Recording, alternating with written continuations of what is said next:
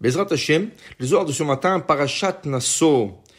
Il dit ici, Rabbi Abba, il nous enseigne, Patar, il a ouvert, il nous enseigne que le soir, c'est le temps de Hesed.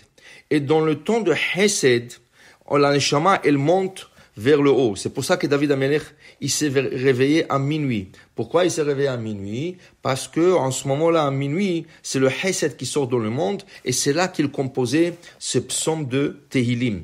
Alors maintenant, explique Rabbi Abba, Tahazé, viens voir, je t'enseigne.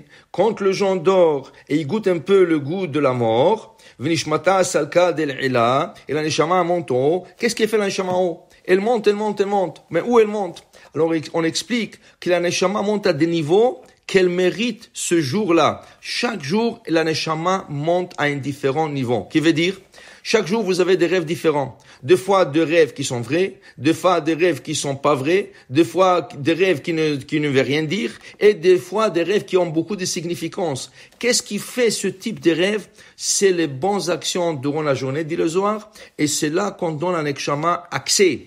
Plus que tu as fait de bonnes actions en journée, plus que tu as accès à des hauts niveaux, et plus que tes rêves, ils sont vraiment une prophétie, 1/60 d'une prophétie. Alors il dit ici, tout dépend de la parole de la personne durant cette journée. Il dit ici le Zohar, Rabbi Abba, il dit ici, quand la personne a parlé de bonnes choses, qu'est-ce que c'est de bonnes choses? Elle a fait ses prières, elle a parlé de Torah, elle a parlé de Ma'asim Tovim, tout ça, kol mila ve mila denafik mipoumé, chaque mot qui sort de sa bouche, right? Et c'est vrai, elle monte, c'est ça? Elle monte dans un des endroits et elle attend.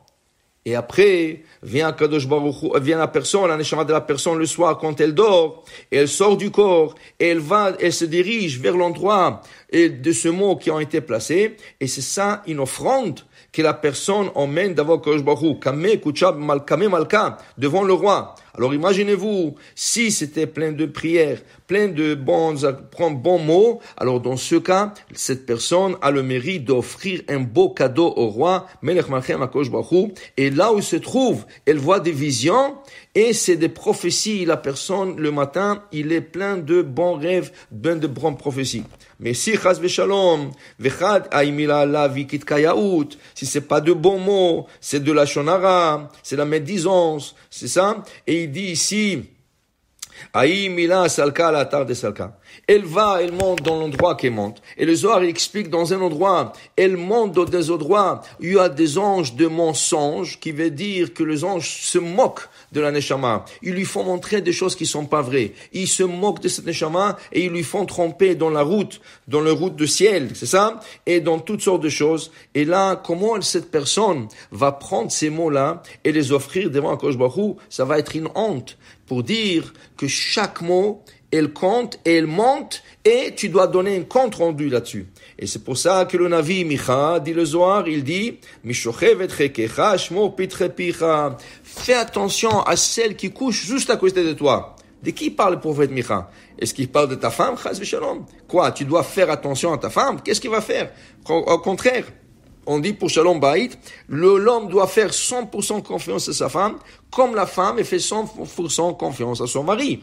Alors pourquoi le Navi Micha, il dit fais attention à ceux qui se couchent juste à côté de toi? Il parlait pas de la femme, dit le Zohar, il parlait de la Neshama. La Neshama qui couche juste à côté de toi. Et elle qui te quitte à minuit, et elle monte dans le ciel, elle doit donner un compte rendu, elle doit montrer à Kadosh Baruch Hu tout ce que tu as dit durant la journée. Et c'est pas parce que elle va faire la shonara, c'est parce que c'est son devoir. La Kadosh Baruch Hu t'a donné en toi, et c'est elle qui monte au ciel et doit offrir tout le mot que tu as dit. Alors fais attention, parce que chaque mot que tu dis, rien se cache.